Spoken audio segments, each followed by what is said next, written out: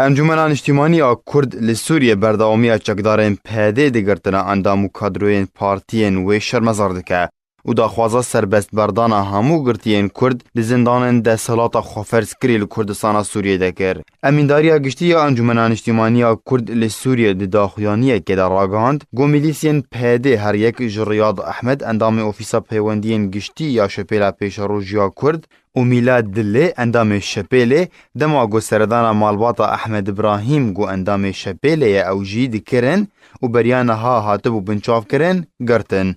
هروها بحثا گرتنا محمد معصوم سرکرد دی پارتیا ایکیتی یا کرد لسوریه جعالی گروپه که چکدار بسر پیده و جمالاوی لقامشلو کرن. گو بریانها کوریوی یه تکانه جی هاتبو گرتن لسر دست همان چکداران.